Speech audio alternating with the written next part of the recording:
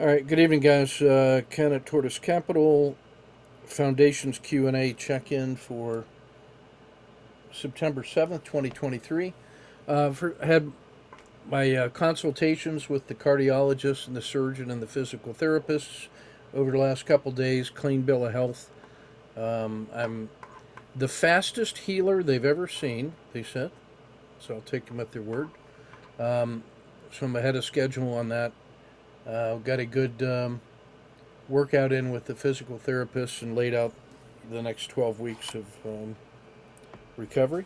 So all is well. Let me skip to the book update. We're I'm hoping we get the thing published and ready for sale like by 1 October. So we're just doing some final prep on that. Let me come back to the VTI closure comments. Um, so VTI released a message to the world, announcing that they made a decision to close up shop to preserve Van Tharp's materials on Amazon for sale, sort of in a pristine condition, but to cease work with sponsor another work or production. The main idea was they thought it was not authentic to be generating new content underneath the VTI emblem, if you will. And so they wanted to preserve Van's legacy kind of as is. So they'll still be selling his books and a couple of the home study courses that he did, but they will cease selling the partners' work, like some of my workshops that I had recorded for them, or something where Van had done a combination workshop, like with me or Chuck. And then I think the last day to order product from them is October 31st.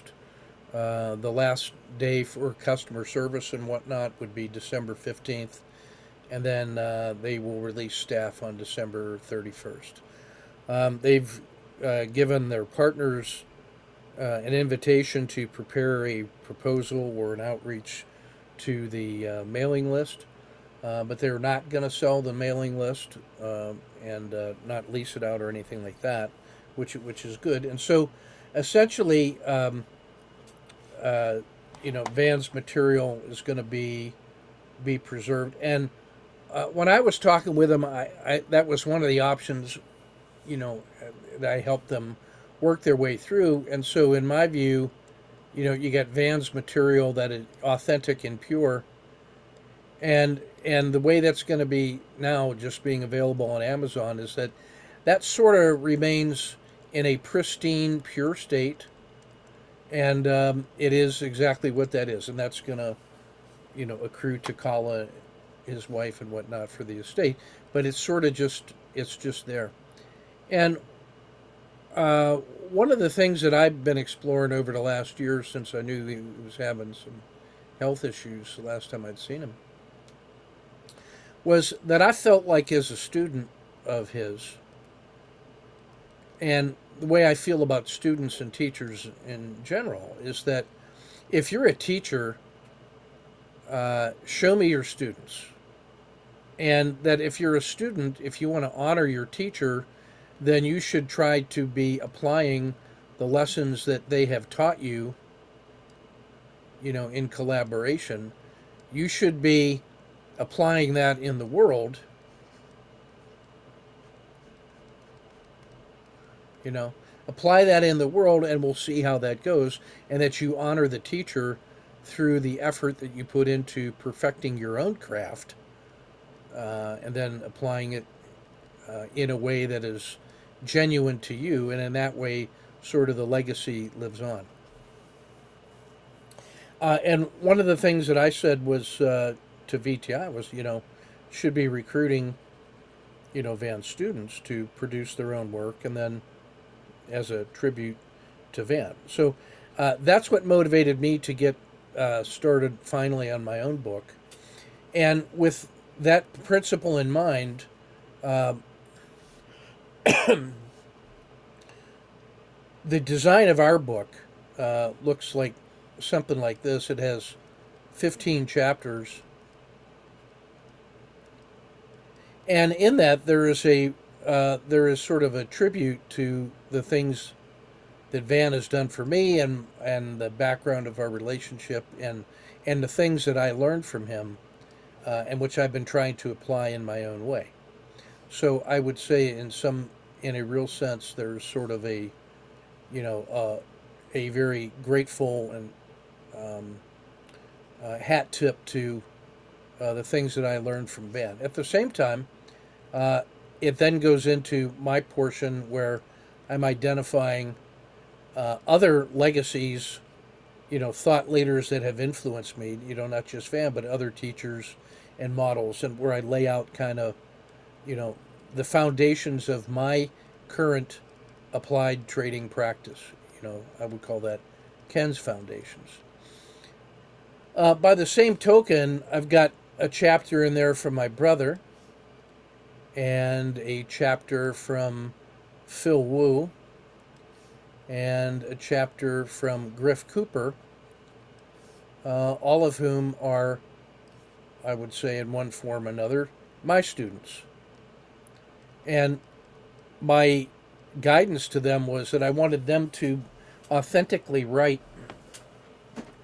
about their experience and what they've learned from my foundations, and show how they have applied it in their own trading specifically. So taking the concepts and the processes and the coaching, but how have they internalized it, and how have they applied it in the world again. So I think that's how do we apply things in the world? And in that way, I'm trying to deliberately eat my own cooking, in the sense that if they're my students, then I should really be focusing on what it is that they're doing, so I can be of support to them, but also so that they can learn the material in a deeper way because of the internalization. So book number one was really intended to sort of establish that legacy, or that trail, if you will, between Van and me and my students, and basically how they're applying that in the world. Now, my intention is that for each of the chapters in this book, when I was putting together the outline for the foundations, it really was with the intention that each chapter would introduce a topic area. So a chapter in book one could actually, on demand, become a full book of implementation and application. So, in 15 pages or so in a chapter, you can cover, core material, but you can't do it, the full justice. So the intention was each chapter could easily lead to another book of greater detail. And then each book could lead to a workshop, which could either be a home study course that is recorded, or one that is like a 5 to 10 week course with weekly check-ins, much like we're doing with foundations, or one that leads to more specific personalized coaching at the maybe the top level. So I think of that as the good, better, and best model, where a good model is sort of the condensed recordings of lectures plus previous cohort discussions. The better version, where you get that plus you get your own specific questions answered live and focused, like we're doing tonight. And then maybe the best version is if you work either individually or in a small group with me on very specific coaching applications.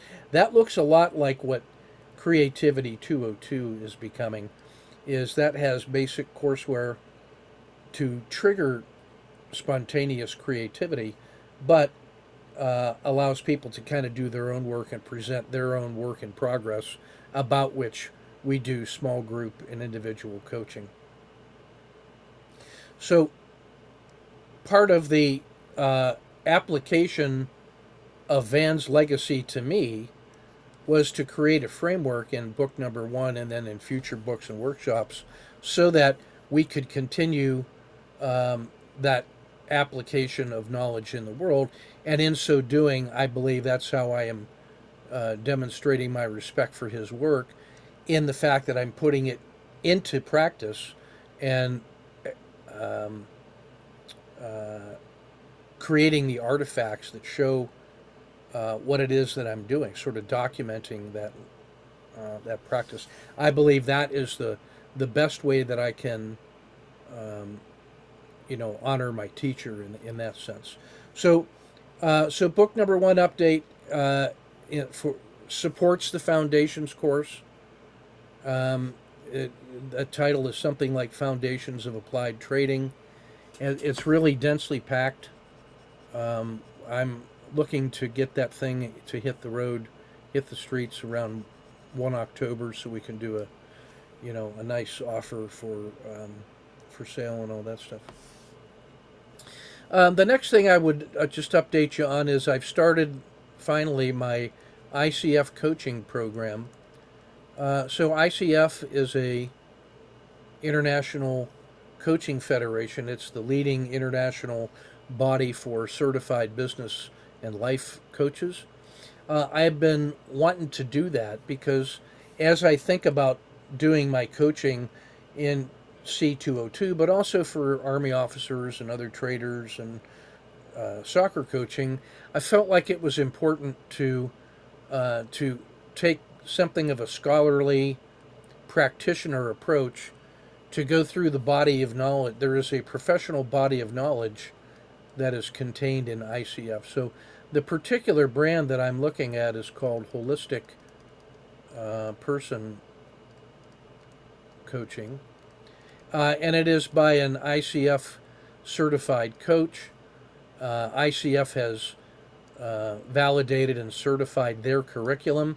And this holistic person coaching is really an effort to get at things like emotional intelligence, sense making, narrative inquiry, some of the softer skills that maybe get overlooked in a traditional Western approach. And I really appreciated the whole person approach that they were doing, along with the fact that it gets me an ICF certification. So I've embarked on a program of personal instruction where I will pick up my credential. And I felt like it was important to show respect to the to what the world has put together about coaching in order to fully do the best version of workshops where I might be doing personalized coaching. It's not impossible for me to do that on a small group or an individual basis. So that is sort of my long-term intention. By the same token, I'm also looking at, I've started a program for systems thinking credentialing. It's advanced systems thinking. And I'm doing that through the Waters Center. The Waters Center for Systems Thinking is kind of the world's leading professional training organization for systems thinking. They're very strong in K through 12 and college, and I've worked with them for years. I have a master's degree in it, and that's, I think, gives me plenty of experiential knowledge. But I really like the curriculum that they've put together, and it's almost like the um, foundations of systems thinking. And once I complete the year-long course, I will be able to award a certificate in their name for folks that have mastered that basic material. So I look at that really as systems thinking 101. And I already have a systems thinking for traders, which I'm thinking of as 202, which is really the applied version where a lot of there's about 12 different skill sets in systems thinking 101 that they put together. And I've applied that in systems thinking 202 and in my military career. And what this does is just kind of rounds out the academic side, and again, in much like the coaching piece where I have a lot of experience anyway, is I'm looking really to just check my own level of proficiency in a recognized body of professional knowledge to make sure that I don't have blind spots. Yeah, the systems thinking stuff done by Santa Fe Institute, I've gone through that. It is very, very good. It's at a higher level of skill. That to me is kind of graduate level and postdoc level systems thinking. They tend to go very, very deep into the specialties of the individual postdoc researchers that they have. They're like Melanie Mitchell, who's done their work on complexity, who has a great course on that as part of that. But they tend to be very topic focused on systems thinking. They do have some introductory material, and it's very good. I think it tends to get pretty deep pretty quickly, and unless you're kind of already specialized in the area, like in systems thinking for economics by John Arrow, that stuff can become very quickly academically deep and theoretical. And so my thought is the Water Center gives you the basic toolkit that you need to be able to apply it in problem solving in everyday life, and is a great introduction to the things that Santa Fe puts together. But I felt like it was important for me to start with the basics, particularly in trading. The things that I think the Water Center teaches are more applicable to day-to-day activities for traders than some of the more esoteric stuff that goes on at Santa Fe, who I think is after kind of the pursuit of deep knowledge and eternal knowledge in some ways. The practical applications of the stuff that Santa Fe does is the reason that I'm opting to get that as a specific certification.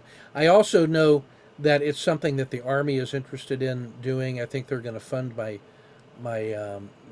program there, so I don't have to pay for it, which is nice. And then I'll be able to be certifying Army officers on systems thinking in an elective that I run at our college. So that's sort of it in a nutshell, the coaching program and the book update, and my thoughts on the VTI. I should also add, since we're talking about research and stuff, in the creativity research that we did for the Army, Angus Fletcher in his lab at Ohio State took that research and then have developed a program for children for resiliency. It's something that I helped Angus design, and I piloted the original program. I ran the first pilot this summer in my soccer camp for kids. We kind of did a proof of principle. Well, they just wrote a journal article in a referee journal that got picked up by CNBC, who gives it great praise. Plus, the National Teachers Federation for K through 12 have endorsed that program as a way to help teachers and families produce resiliency in kids using the principles of storytelling and the creativity science that Fletcher and our research team did for the Army. So I'm actually looking at producing a version of that for our learning environment for kids and parents. We already have a comprehensive Creativity 202 course, which is I've shared with Angus, and that's where we took the handbook that he wrote for us and did, which had 30 chapters. I wrote some practical exercises for each of those chapters for our course. So that is sort of my capstone coaching program for creativity, and it is really amazing. So the good news was that the creativity material is getting recognized worldwide, and we're pretty excited about all the things that we have going on right there. the next thing I want to leap over into is developing a coaching eye. So Hamad sent a note to me where he kind of laid out his proposal, and so this was, you've seen this in the on Patreon, and I talked about it a little bit last night. So Hamad has some experience and some data with some systems, which he's been working on in the foundations course. And so then he has studied that and came in with a recommendation for his plan of action, and then asked me what I thought about it. And so what I invited people to do in stage one was to say, everybody take a look at his proposal, and then you decide as an accountability partner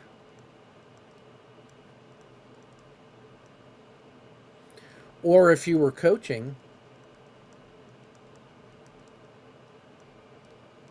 in phase one, what would you say to Hamad if you were his accountability partner about his proposal? And so this really is a chance for you to think about the way you give feedback. What I would be interested in you doing is documenting the things that you thought about as you prepare notes to have a discussion with Hamad as his accountability partner. In your areas of expertise, where are the things that you go to? What are the things that triggered in your mind that he wrote? And how do you think about the role and the function of being accountability partner? That's really the important thing for you to work on, is what is your process for preparing and then giving feedback? So, do you have one? If you don't have one, what would you put together? So I invite you to think of those notes. And then, in phase two, last night, I think it was the fifth, I put together a set of, 10 or 15 things in my list of the models, processes, concepts, considerations, the things that I made a checklist to do. Was before I went very deep into it, I said, let me put together my list of the things that I want to make sure each one of those things is part of a different lens that I'm going to use to look at his proposal. And when I look at his proposal through these different lenses, I'm going to put together a series of notes from each of the individual elements, and then I'll put that together into some kind of synthesized set of questions and answers for him to consider. Now, if you want to develop a coaching eye, or if you want to think about being a student, what you should do is use this opportunity to put together a review of what you think is important. How would you answer that question? What is your list, or what is your list of things? And then compare that list to my list. And from that, you could start saying, what does Ken have on his list that I don't have on mine? What do I have on my list that he doesn't have on his? So if we were really to do a Venn diagram, say, these were the things that both of us had. Here were the things that you had that I didn't. Here were the things that I had that you didn't. And from that, we might think about, how do we make an improved list This is what we think of in the creativity world of perspective shifting. And it is foundational to the teaching that Fletcher and I and the team put together for Army officers and for business executives and for kids to become more resilient, is that when you learn to adopt multiple perspectives, you are actually creating that circumnavigation of the elephant, so that you're getting you're getting an internal look by shifting your perspective. You're getting different looks at the elephant using your own resources. Now, if you do that with other people, you're getting a built-in perspective shift, but there's a real value in you developing all of these different points of view, because it actually leads to resilience. Because if something in your primary point of view doesn't work, you're not surprised or discouraged. You just are routinely used to shifting a perspective and getting new ideas, and you just keep going. And that's one of the ways that you build resilience, is that you don't take no for an answer. You don't get discouraged when your best laid plans go astray. So this perspective shifting is what we teach kids and Army officers and traders in C202. But that's also what this developing a coaching eye is an opportunity to do as well. So you don't just wait for me to give feedback to Hamad and then see what you see, but you actually engage in active learning to do an inventory of your own skill set and say, how would I be a good accountability partner? What are the things that I think are important? Where do they come from, and why do I think that's important? And how would I gather the data? And then how would I give that feedback to Hamad? That's one way. And then how could I compare my list to Ken's and then do this kind of analysis of to come up with an improved list? And what could I learn from engaging in that activity? And then with my improved list, now I can go back to Hamad's proposal and put together a synthesis of notes that could be of benefit to him. And then we could have an after action review to do plan, prepare, execute, and assess the process of giving accountability partner feedback. And then I can do sustain, improve, and action for each one of those, and dramatically improve my ability to be an accountability partner and a coach in the future. Now, the reason that you want to do that is not just so that you can be a good accountability partner for others, but when you have the trading mindset and you're in the fishbowl and trading, one of the ways that you can handle the stress of the act of trading is to have another part of you that can relax, step outside of the trade frame, and act as a self-coach. And just the act of shifting your perspective to self-coaching allows you to reduce the stress of trading, and it allows you to keep that trade compartmentalized into just one trade of the next 1,000.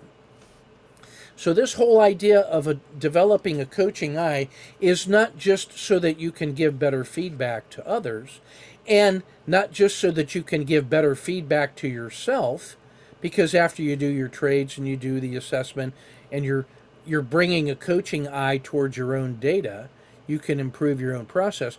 But in the actual event of trading itself, one of the ways that you can improve your trading skill is by being able to call upon the coaching mindset, which allows you to decompress and manage the stress of trading in the moment.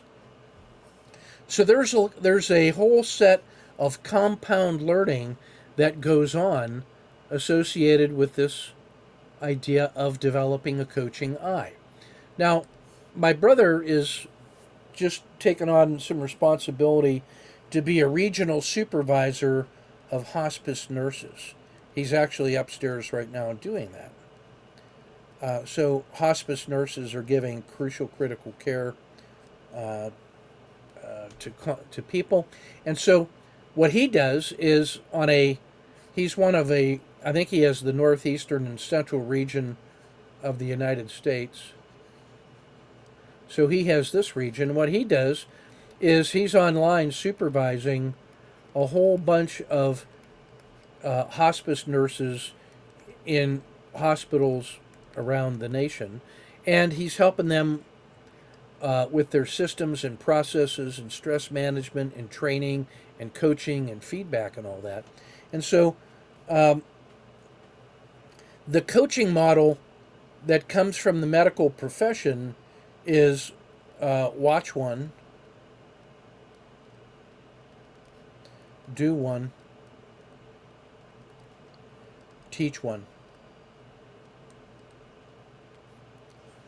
And so it is very much a practitioner oriented approach to do bite sized learnings that build together with lots of repetitions and lots of assessments until you get a chunk, and then you move to the next chunk, but you're always progressing in bite size. Well, what does that sound like? That actually sounds a lot like the way we do the daily trades, and you mark up your trade, and then I ask you to put in your coaching, your self-coaching feedback of what do you see when you have adopted your own self-coaching eye, and you take a look at the trading that you did. What are the notes that you make? And then when you listen to me give in the nightly podcast, when I start commenting on this from a coaching perspective, you can compare your coaching notes to my coaching notes. And what you're doing is improving your skill as a coach so that you can coach yourself better. But to the extent that you can improve your coaching persona, it's going to help you actually managing those individual trades.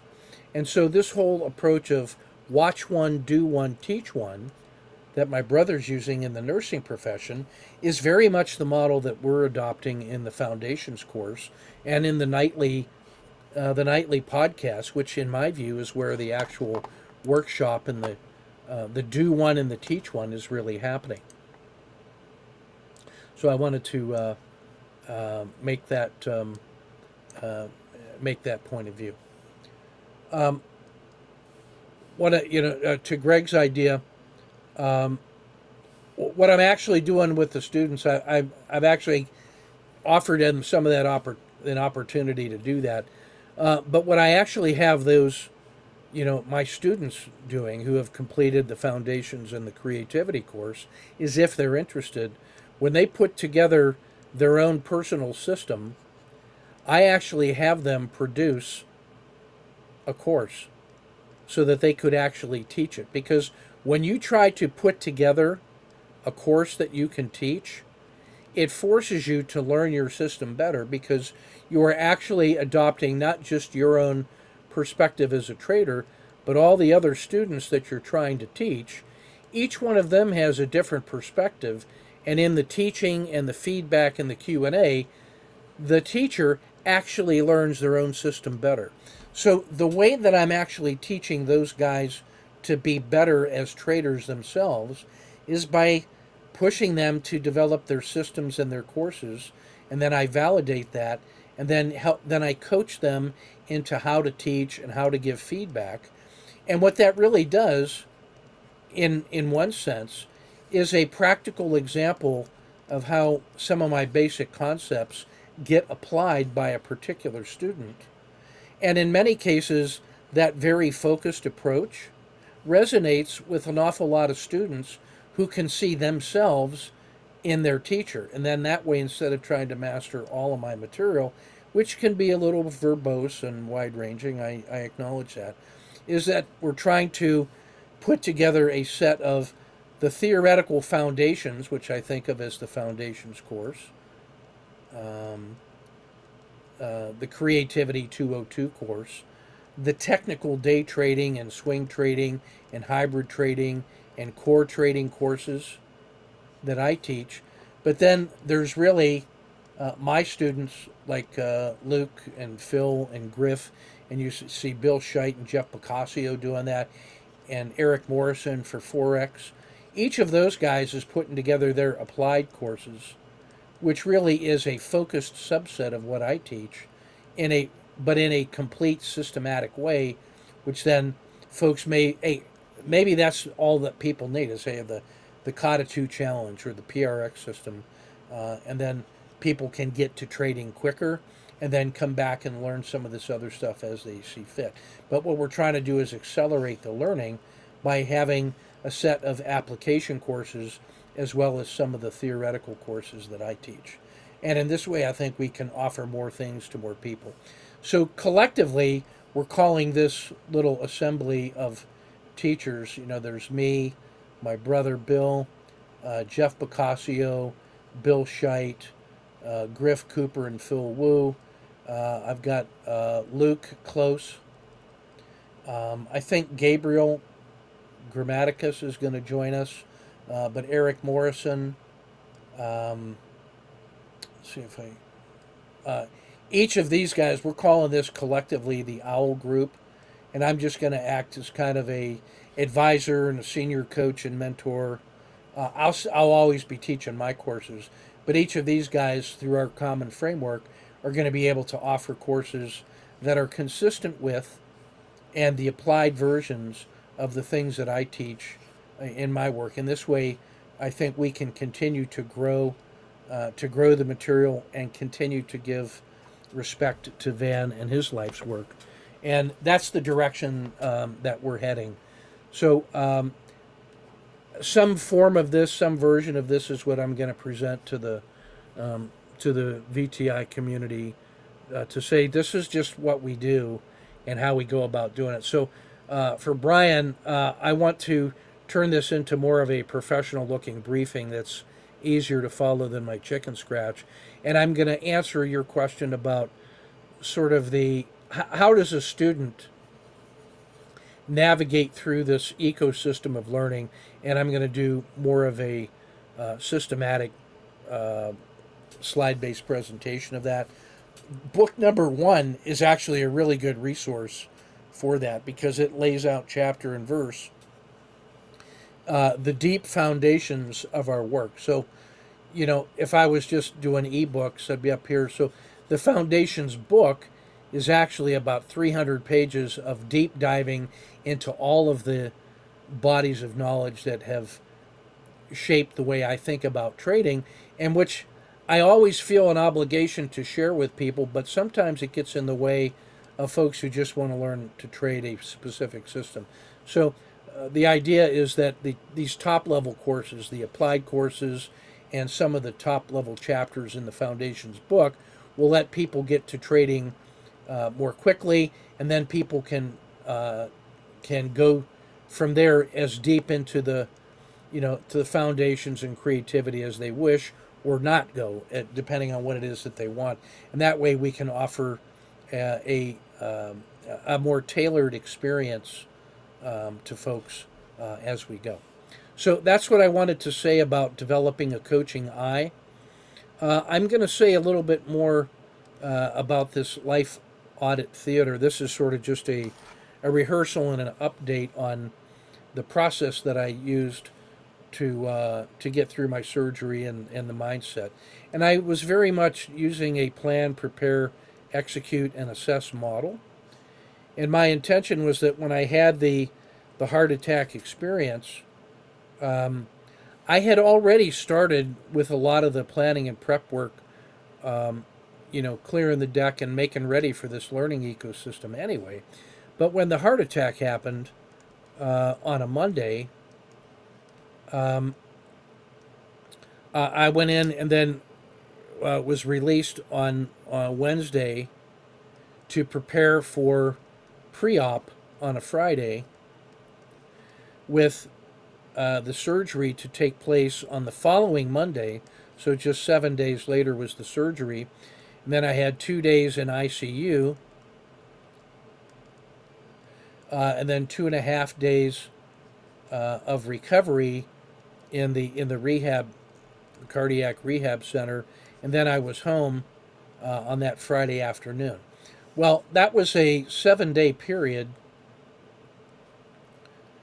uh, basically from pre-op to getting home. So that was 7 days, and I used all of this time in here to plan how I was going to approach the 7 days.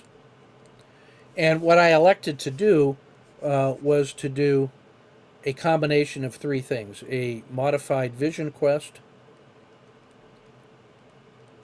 using the principles of Mike Three Bears. I was planning to do a form of NICAN relationship management, a NICAN process, a modified NICAN that has to do with relationships, and it comes from Japanese therapy, and then also a true storytelling documentation process of a what we call a living story. And so my intention was to fast for 6 days, and then start eating on that Thursday, so that we could check my function.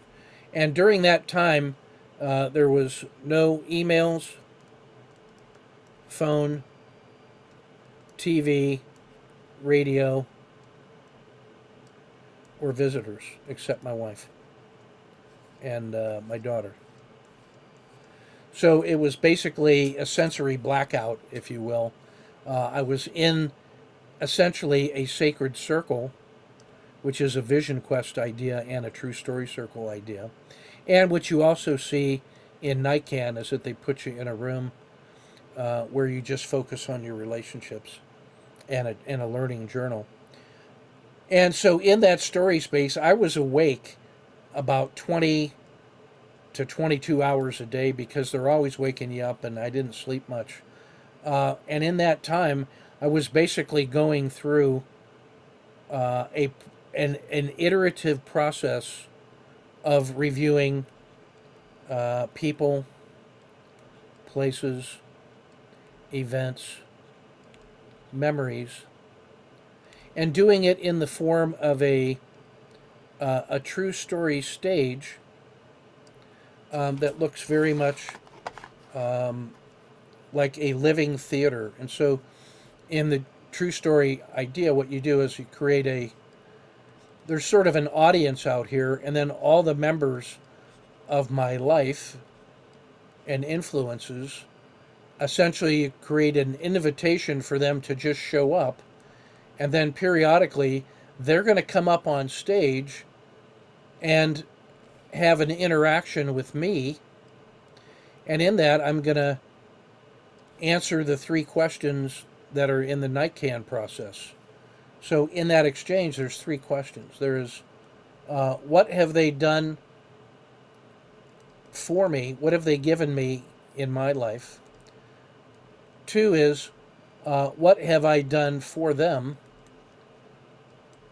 And number three, what problems have I caused them? You don't ask what problems they have caused you, because most of our waking life outside of this process, you're accusing other people. So those three questions, you basically have people would essentially come up on the stage, and I would go through those three questions, and I would have a little note sheet of all the things of insights that happened from there, and then things that I wanted to sustain, improve, and then act on.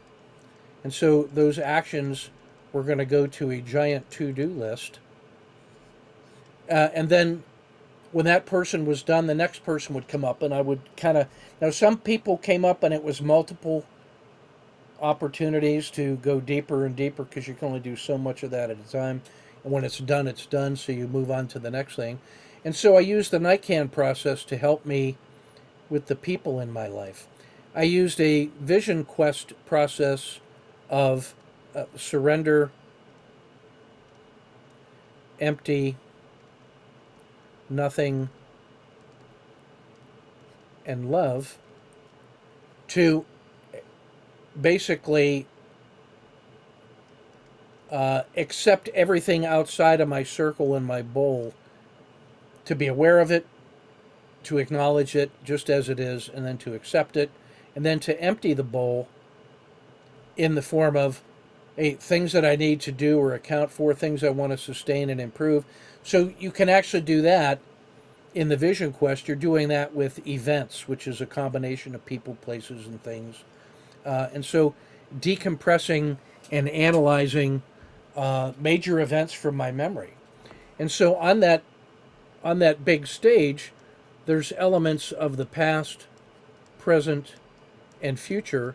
And so those events and planned events, all of those events come in, and you go through that process and sustains, improves, and actions, and keep making this list of things that I got to do and I think that I should do based on values and judgment, and a memory audit. And so you just keep going around and around and around on this. And so I did that from essentially Friday night all the way through the surgery and the rehab and ICU, and I'm on drugs and all that stuff. And I spent 100% of my time going through that and building up this mental imagery of this storyboard.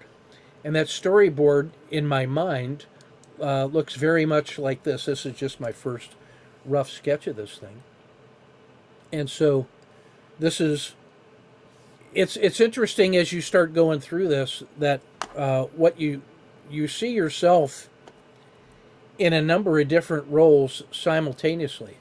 There's the me who is the stage director of what's going on the play. There's also the me, the self, who's on the stage with these people as they come up to talk to me or the events. There's the me who's watching the before, the during, the beyond, and who's taking notes. And so there's a certain simultaneity of being in the play and of the play and beyond the play. And as you're going through those iterations and creating those memories and making sense and doing your to-do list, each of those little events gets posted up here on the big stage wall behind. And that's I want you to think of that as a 3-dimensional or 4-dimensional space of infinite memory that's perfect. So as I would deprocess or deconstruct a story, it would become that, or a person. And then it just goes up there on the poster board as part of the living story. And then you start seeing relationships and themes developing between people and stories and events. And that becomes, when you see a new theme, that becomes something that can get pulled down from the storyboard and go deeper. So I want you to think of this as a 4-dimensional space. So it's 3 dimensions plus time, and you have an infinite space, and you have all this space in here so that as you come up with new ideas, there's always room for the next most important things. So this auditor, or the scribe, has the job of not forgetting anything, so that while the director's directing and the stage manager's managing, and the self that is engaging in the play, and the artist who's scripting that, and the one who's monitoring the world inside and outside of what's going on, the scribe is doing the true storyboard of keeping all of this stuff as a loose, collaborative, iterative work in progress, a living story that has live edges. So each story, you end up realizing, has a living edge to it, and it is making connections as it goes. Every time it gets told, that story is a living thing that's going out and making other connections. And then sometimes you actually notice when those connections happen, and then each connection now creates a potential for an examination of how story 1 and story 2 connect. So that's essentially what my 6.5 days in the fast was going through, was building out this giant storyboard. Well, what I noticed was that on the Friday morning, the last Friday of my 5 days, so Monday was the surgery, and then Tuesday and Wednesday was the ICU, and then Thursday and Friday, half a day Wednesday, and then Thursday. At 2:30 in the morning on Friday, I had exhausted all of this. Like, there was a part of me that said I had done all the work to a deep level, and that it was time to start thinking about the beyond. What should I be doing with all those notes that are on the to-do list? And then you need values, which were clarified through all of this, of who I am and what I stand for. Helps you now develop the priority list of the things that I'm going to do, and then those become SMART goals, and then those become lines of effort and projects. Part of that were things I'm going to do with the business, with my teaching, with my coaching, with my family, with the people I have relationships with, all of those things. So from about 2:30 to 6:30, I couldn't have slept if I tried to, and those 4 hours became the intention of what to do when I left to go home at noon. It was really coming up with all of the stated intentions, driven by the process of love. According to Mike Three Bears, in the Vision Quest, surrender, empty, and nothing. And then when you do act with full autonomy and integrity, let love be the guiding principle that overarches everything. So that informed all of the things that I intend to do, and then that helped me put together, an action plan for the various things that I've been working on, and all of that kind of fits inside this living story, in the evolution of that storyboard as it goes forward, because that hard right edge is a living thing. That's continuing to, all of those little stories are growing forward together with that self. So as you go walking forward in a true story way, you are accompanied by your stories. They are an extension of you and part of you, because every one of those stories that you are a part of, other people are a part of it, and that has real energy out to the ends of the universe. So that's what I wanted to say about I'm calling this, I was trying to come up with a name for it. The best that I have so far, tentatively, is I'm just calling this Life Audit Theater.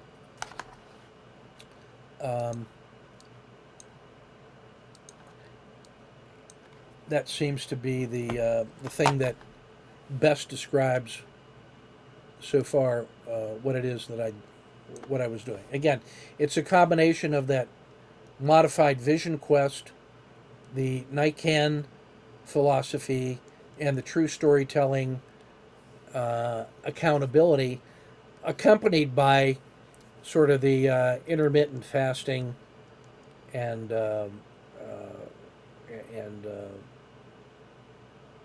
and the setup and the prep to do all of that. The fasting seemed to be a really important part. It was very good for the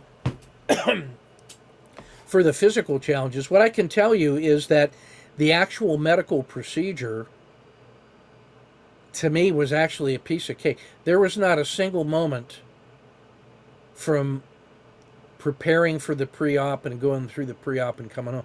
There was not a single moment in there where I experienced any stress or anxiety or concern about the open heart surgery. Because I had genuinely surrendered to the process, and I knew what it was that I was going to do with my intention on those 3 lines of activity. And then the medical stuff was beyond my control, and so whatever that was going to be, that was going to be. So I surrendered to that being what it was, and I just concentrated on the Vision Quest, the Nikan, and the storytelling, and then that brought me to the current state. So I had a really good discussion yesterday with my surgeon. I had a 30-minute meeting with him.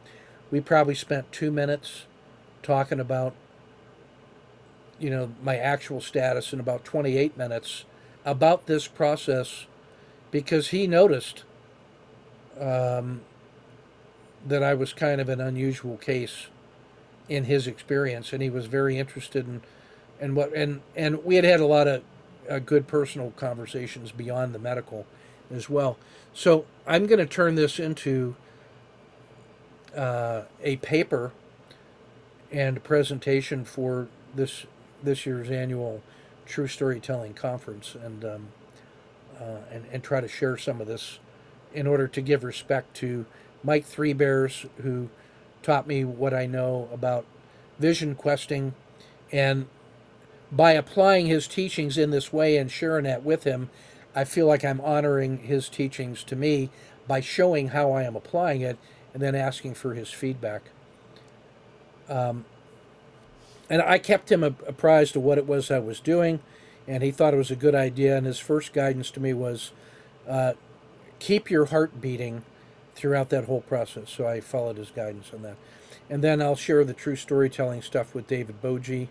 And then the Nikan philosophy is a hat tip to the Japanese psychologists back in the late 1800s who put together the principles of that practical Zen approach to relationship management for practical people. So I just wanted to summarize that with you, and I wanted to get my first and my worst sketch of what it was like, to have the audience, the boundary between the audience and the stage, stage left and stage right, and then the whole backdrop of that four-dimensional place where, as each living story was being conducted and completed, it would then go up and get posted, and that was part of that scribe's artifact of how to document that whole process of what it was that I was doing.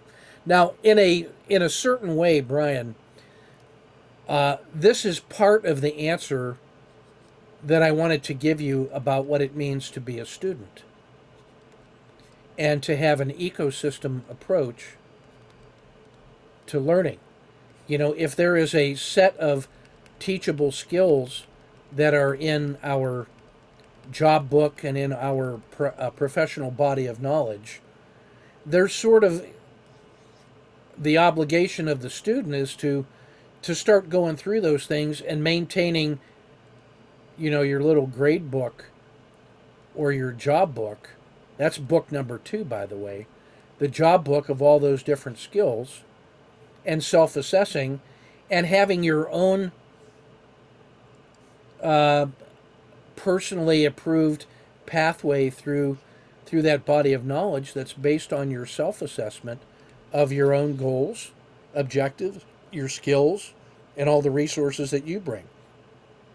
And then that means that the professional body of knowledge, the PBOK, plus the teachers and guides, act as resources in your own self-development journey. So I'm going to share with you ideas about what, practical tips that I've learned about how to accelerate that learning. You'll see that in the Cornell note sheets, the model of the watch one, do one, teach one approach, the practitioner's approach to craft knowledge that we've adopted, and you have been doing a great job with, the nightly podcast and posting your charts to get the feedback, and you adopting your own coaching eye. So if you take to heart some of my earlier comments tonight about developing the coaching eye, that was actually part of the answer to your question in an indirect kind of a way. And then this little discussion tonight is me trying to demonstrate how I, on a personal level, am trying to incorporate in this living process the teachings of 3 really important people for me. Mike Three Bears as the Vision Quest, the Nikan philosophy guys, David Boji's True Storytelling, really Jason Fung for intermittent fasting on the physical side of all this stuff. So, and then what I've learned, from soccer coaching and whatever. But this is really me trying to document and create an artifact and document a process that shows how I'm incorporating all of these lessons in the same way that I recommend that you take the professional body of knowledge of trading and adopt that kind of practitioner's approach. Just to complete the idea, what I noticed was that as the director and the scribe, that even though I was scheduling and organizing and conducting all this stuff, there was a part of me who was also looking to arrange and align and integrate as new memories would occur and new people would show up from that story, I just remembered I need to invite that person. So this audience was a dynamic thing, which was a function of the things and places I visited as a result of doing the on-stage work. That I was doing directing and casting and scribing and engaging, and I was interpreting the meaning of those stories, and I was witnessing it, and I was participating as a member of the cast, and I was documenting it up here. So there were a lot of different pieces and parts of me that were going on throughout all of this. I came to see that the living and growing storyboard of past, present, and future, which had that time dimension and as well as depth, was really a place where I was developing the interpretive context. So as each new story would be completed and found its way up here, there was a part of me that was looking to make connections from each new story to all the previous stories. Night and day and infinite stories and focus stories, a sense of the infinite, all the spaces and places, the little story chunks and clumps and themes. All of that was happening. And so the folks and the things that appeared on the stage, people, events, themes, and settings, I thought of all of this stuff as sort of like scenes from a life. And I was noticing the idea of pathways and story circles, so that as story circles would get documented, then the pathways that you take sort of defines the relationship between them.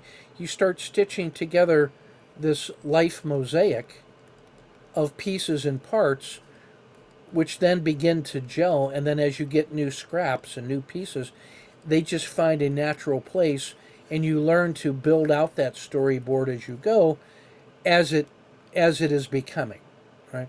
And so it's iterative, it's dynamic, it incorporates both thinking and feeling, a lot of listening to the individuals who are on the stage telling you their stories. And there's sense making and note taking. So all of that is going on in this process of a living story, mosaic, I would call it.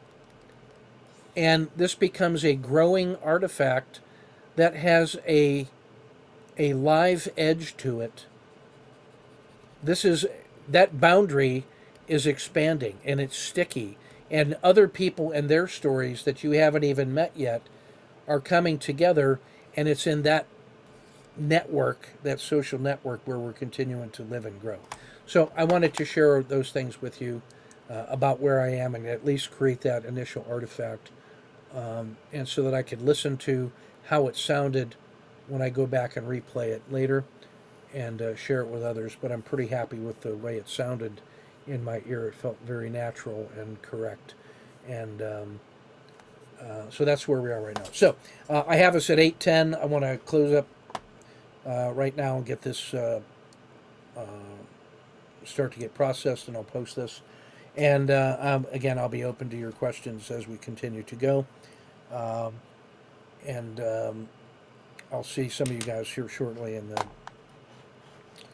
the nightly podcast. But keep up the great work. You guys are doing a great job, and appreciate you giving me time and space to go off the beaten path a little bit.